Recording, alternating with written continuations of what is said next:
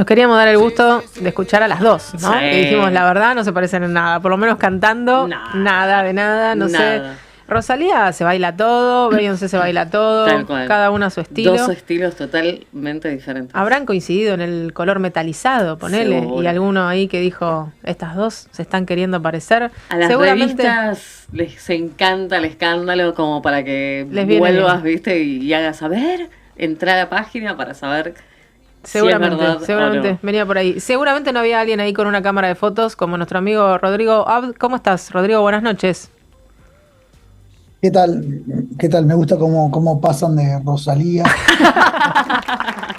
Es un arte que Era tenemos. La Te sor- magia. Te sorprendimos. Está bueno.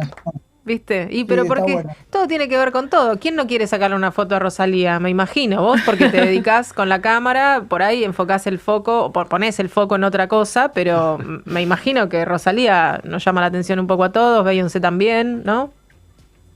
¿Sabes qué? No sé, a mí una vez haciendo unas fotos a Mirta Legrand Hmm. en el estudio, en el primer programa de Mirta me echaron. ¡No! Ok, no era por ahí lo tuyo entonces. No, nada que ver. Porque Bueno, se apagaron las luces y en un momento, y nada, yo en una pausa se apagaron las luces, le estaban medio maquillando, era un poco tenue, tenebroso la luz. Y yo levanté la cámara, le hice una foto y todo, y Mirta me miró y me dijo, ¡No! De uy, repente vinieron unos guardaespaldas y me sacaron. Yo dije, no, pero no. No.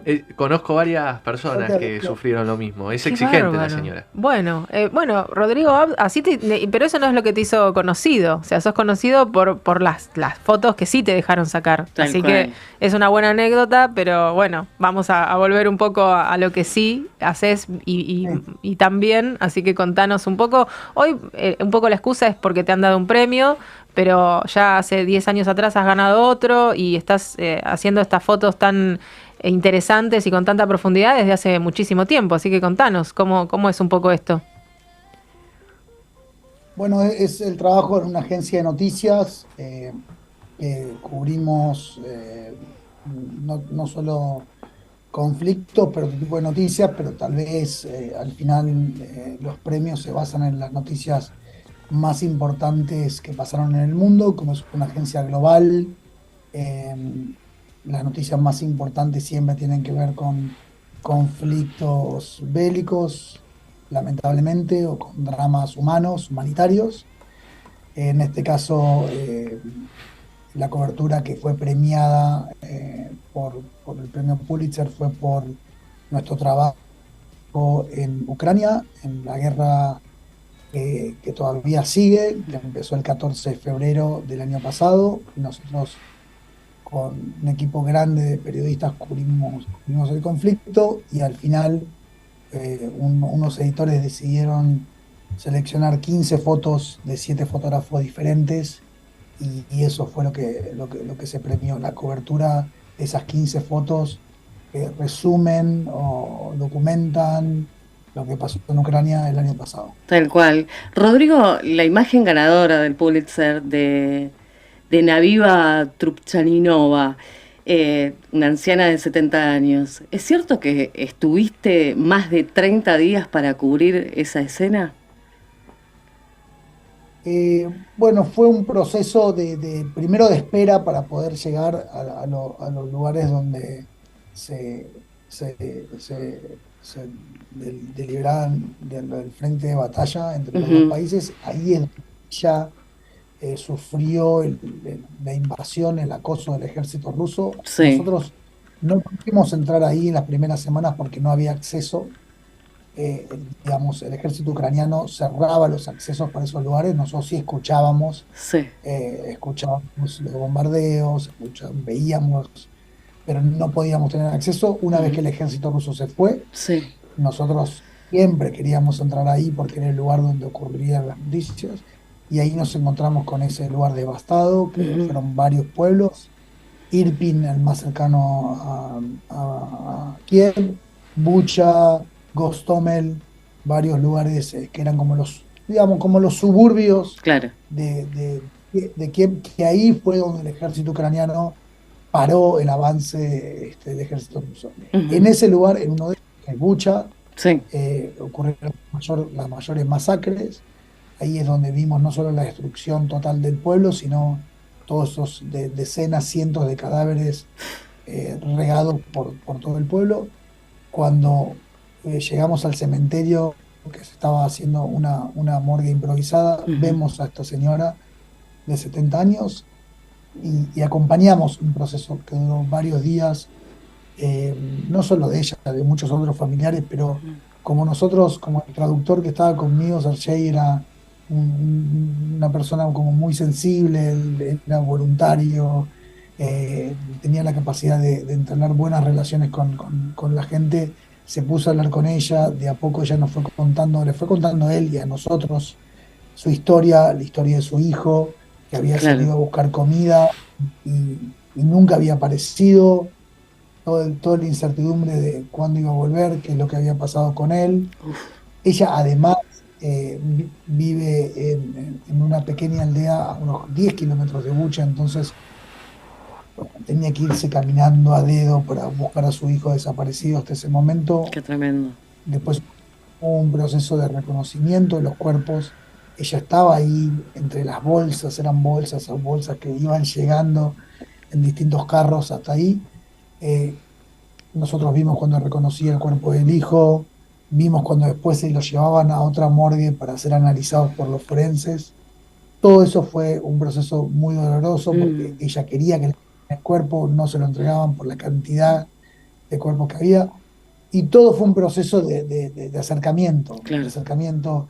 En el medio de todo ese proceso, nosotros fuimos a la casa de ella, ahí nos presentó también la historia familiar, la historia de su hijo, su otro hijo, que estaba completamente traumatizado por la guerra, estaba, casi que le costaba hablar. Mm, eh, Nos mostró el álbum familiar, nos mostró la pieza donde su hijo dormía, nos explicó cómo era la vida ahí, qué es lo que habían sufrido con el ruido de los tanques uf. Mm. rusos dentro de su casa. Y al Uno, final termina, Mm. de hecho yo ya me estaba volviendo a Buenos Aires y termina con el funeral, con esa foto. Esa foto es el fin de todo ese proceso. uno ve la guerra, los bombardazos, ¿no? Los bombardeos, las sirenas, en las películas, en nosotros, por ejemplo. Y digamos que ya es aterrador, ¿no? ¿Cómo haces para no entrar en pánico y ser lo más profesional? ¿Qué te mueve? ¿Qué te pasa por el cuerpo, digamos, en ese momento? Qué pregunta, ¿no? Te Bueno, dejé. primero que estamos, bueno, no estamos solos, Sí. estamos realmente acompañados de otros colegas que nos apoyamos mutuamente. La parte esa de la Ujú. convivencia, en los momentos que no trabajamos nos ayuda también de alguna manera, a elaborar todos esos miedos, a pensar qué Sí. podríamos hacer, cuál es el plan B. En un momento pensamos, bueno, si entra el ejército ruso a Kiev, ¿por dónde nos vamos? ¿Qué hacemos? Delineando un plan de evacuación. Y todo eso es como, de alguna manera, Claro. es como un psicoanálisis colectivo Total. que entre Claro. nosotros vamos ayudándonos con eso. Y después es cierto que la mayoría de la gente que va a cubrir esos conflictos tiene experiencia previa, tiene algunos cursos de primeros auxilios, Mm, Ujú. de tratamiento, de cómo operar en situaciones de conflicto.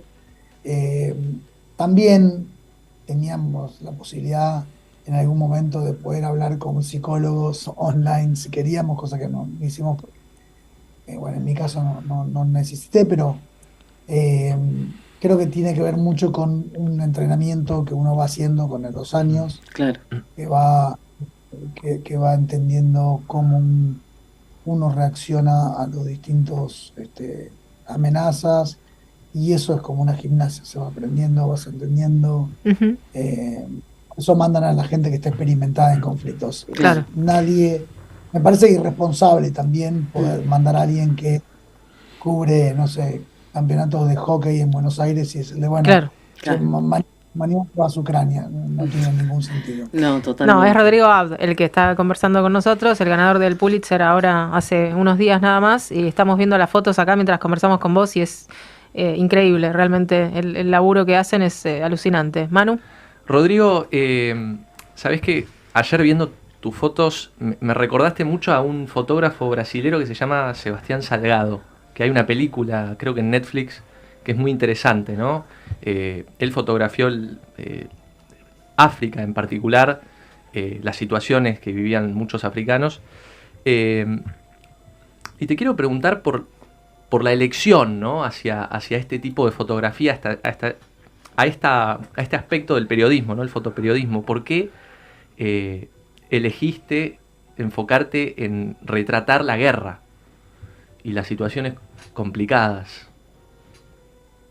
Bueno, porque creo que no sé si no fue una elección así como muy consciente, fue un proceso de, de- de trabajo que comenzó cuando cubrí la crisis acá en el 2001. Que ustedes son muy chicos, pero fue muy bravo. Ujú. Y yo trabajaba en los medios acá y sentí que el aporte que hacíamos nosotros desde el fotoperiodismo era muy importante. Después de ahí salté a Centroamérica a- a hacer una inversión en un país que tiene problemas muy dramáticos, que salió de una guerra civil. Era como, o a mí me resultó como muy, muy fácil meterme en temas sociales que a mí ya me interesaban desde Claro. antes, pero arranqué en lugares donde en Latinoamérica, donde hay problemas que están a flor de piel, que a uno, y que muchas veces poco reportados, porque al final son historias muy olvidadas por la prensa internacional. Y fue como de a poco, de ahí pasé a otra cosa y de alguna manera me pareció interesante poder meterse en lugares donde se juegan cosas muy profundas, Ujú. donde no es solo por el hecho de la violencia, sino que hay como problemas territoriales, étnicos, históricos, que están en juego y me parece interesante explorarlo, como hacer una fotografía más como ligada, como decías vos, a lo que hacía Salgado, una fotografía más cercana a lo antropológico, a poder compartir y poder entender más allá de la noticia del día. Y la verdad que es curioso, porque trabajando en una agencia de noticias pude hacer eso, pude profundizar más, tuve la Mm. oportunidad, me dieron siempre la libertad para que yo pueda proponer temas que por ahí estaban fuera de la agencia, agenda noticiosa como Salgado,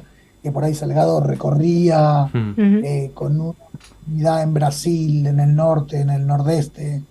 Claro. Hay un libro muy impresionante de él que hace un trabajo muy exhaustivo sobre los sin tierra, por ejemplo, en el norte de Brasil. Ujú. Y es como un trabajo antropológico, no es la noticia, es Claro. Claro. meterse, compartir, entender, documentar. Ujú. Eh, Obviamente él lo hacía con mucha más libertad porque era como un freelance Claro. que manejaba sus tiempos. Yo sigo estando hoy en una agencia de noticias que me da un poquito menos de libertad, pero dentro de lo que puedo me meto Ujú. y cubro cosas que van más allá de la noticia a veces. Ujú. No, y es muy interesante porque es una forma de la belleza también, ¿no? Porque el hecho de...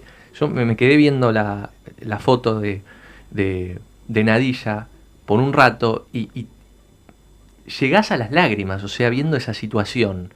Es muy impresionante, la verdad. Y vi una nota en la que decías que no es lo mismo un video, ¿no? En donde suceden un montón de imágenes, en un minuto ves millones de imágenes, que una foto que, no sé, te da la posibilidad de compenetrarte, ¿no? Sí, o de conectarte, digamos, con lo que estás viendo. Claro. Ujú.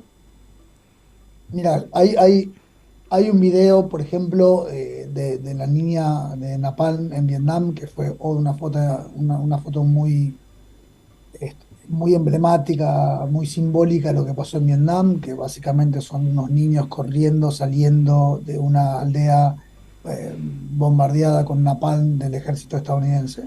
y están quemados, básicamente.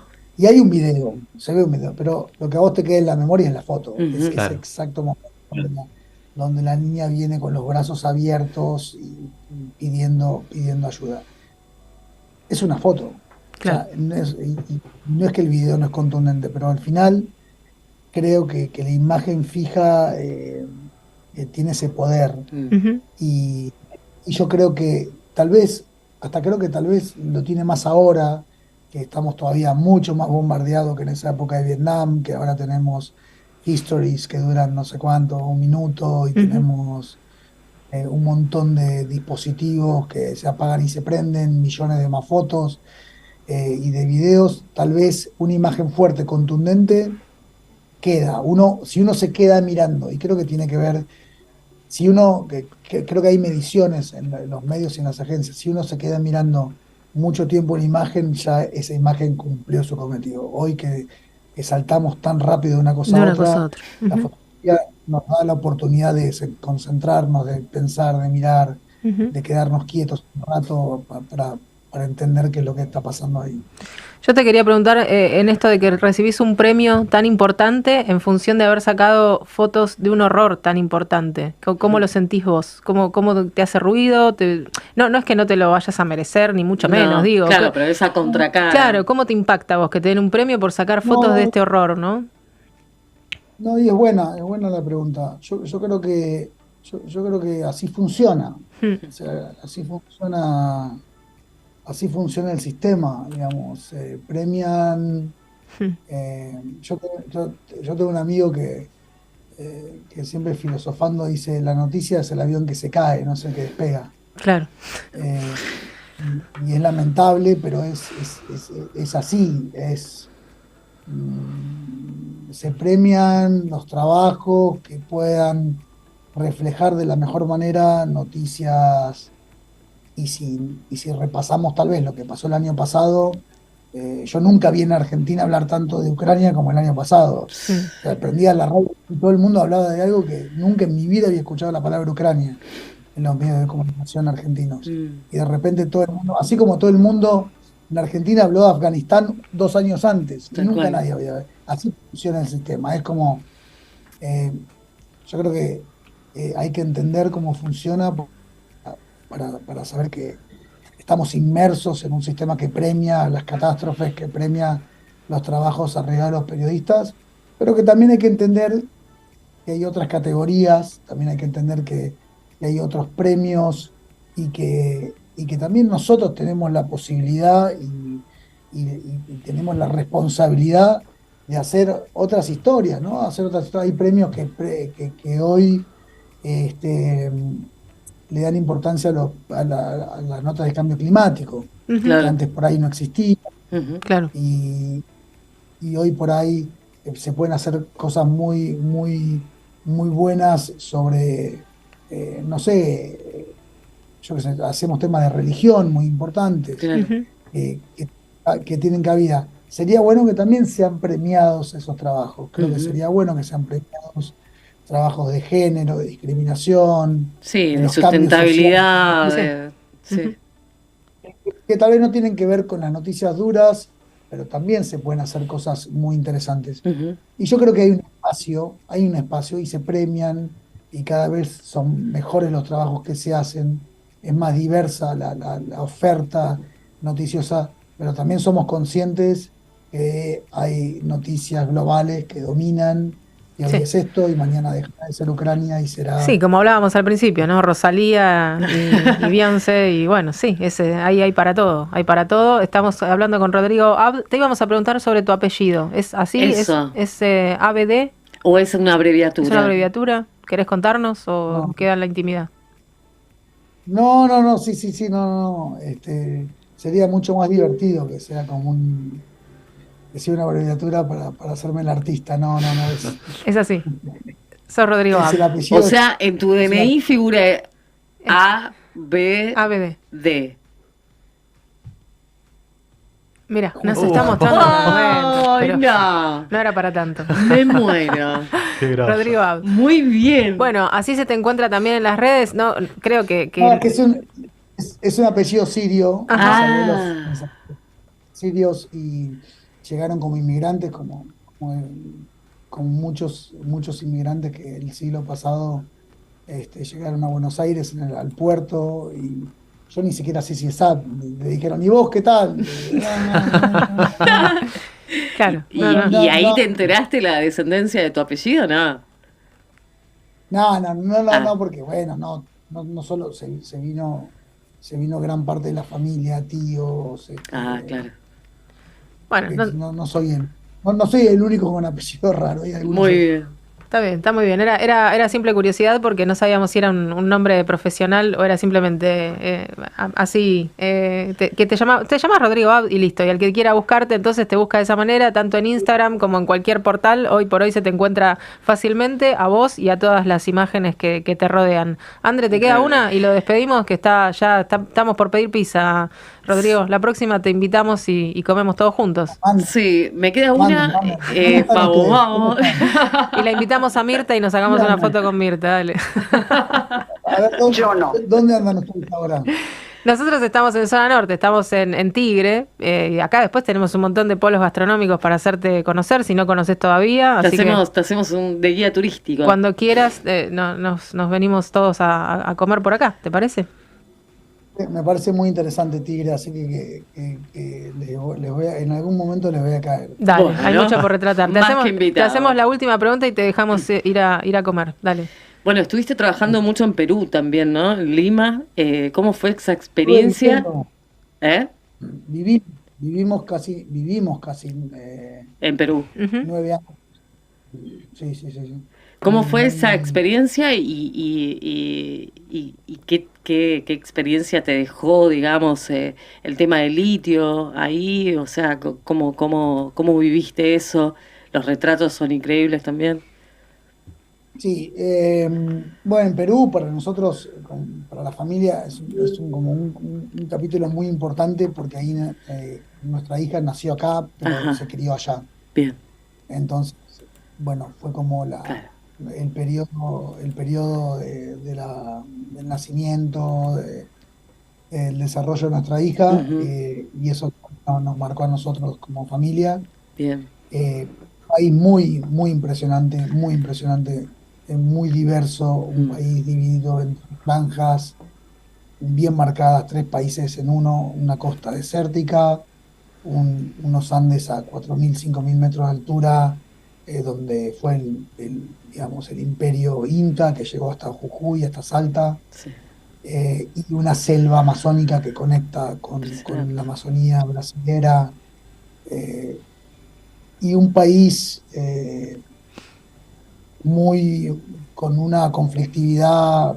Yo veía era como una conflictividad como soterrada, histórica, entre los indios y los ladinos de la costa, los criollos, con ese boom económico minero. Vos hablabas del litio, pero ellos más que el litio es el cobre y el Claro. oro, es el quinto exportador mundial de oro, el segundo exportador mundial de cobre, Uf, pero con unas desigualdades casi parecidas a las que ustedes tienen en Tigre, más o menos. mm, Ujú. Sí, me No, no imagino a qué te no, no. referís. Sí, sí, sí, lo sabemos, lo vemos todo el seguido por tiempo. acá. Manu, se tiene que ir a comer, Y Rodrigo, dale. No, te quería hacer una última muy cortita. ¿Algún deseo, algún lugar al que quieras ir a fotografiar? No sé. Que no haya sido aún, ¿no? O que quieras no, volver. no. Algún deseo es, mira, justo ahora estoy pensando, estoy como armando un viaje a Afganistán con una cámara de madera que es un quilombo, Oh, que me está, es con una cámara antigua que la tengo que cargar.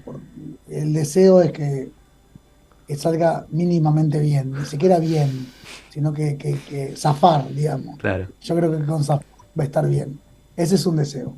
Bueno, y eso se viene ahora, es lo próximo que tenés y ¿cuándo volvés de ese viaje? Lo Así te... segundo, Y lo segundo, que me inviten a comer pizza ya. Perfecto, por eso te lo preguntaba. Hecho, ¿Cuándo volvés hecho. del Fecha. paseo con la cámara? Es Justo un chiste, no. Pero venía eso la No, pregunta, no. ¿cuándo volvés? Así volvemos a conversar, te iba a decir, bueno, pusiste la pizza, con pizza, viene con comida y todo, pero ¿cuándo volvés? Vuelvo, bueno, no sé si creo que si me voy, espero ir y volver. No sé, en junio, me imagino que en junio estaré volviendo. Buenísimo, Bien. nos queda bien, para pizza nos queda bárbaro, junio, Si Alá quiere, más que Dios, si Alá. Ahí vamos a implorar. ahí está, si Alá quiere, listo, el universo, como nos guste llamarlo, ojalá que saques muy buenas imágenes por donde sea que vayas y que salga todo, como vos decís, mínimamente bien, que vayas y vuelvas con muchas anécdotas y nos vemos por acá. Y te felicitamos por el gran trabajo que haces y que hiciste y por toda esta cosa maravillosa que a través de tu lente nos transmitís a nosotros. Vale. Bueno, muchas gracias por los comentarios y bueno, hasta la próxima. Dale, bueno, Gracias, Rodrigo. buen viaje, gracias Buen viaje. por el tiempo compartido, un abrazo grande. Gracias. Chao, un abrazo. Bueno, pasaba Rodrigo quedó claro que se llamaba así, entonces, no se está cambiando el nombre, Más no que se está claro. haciendo pasar por nadie. Clarísimo. Manu tenía razón, muy bien, Rodrigo Manu. Abd, entonces el ganador del Pulitzer, qué lujo hoy, ¿eh? Qué lujo.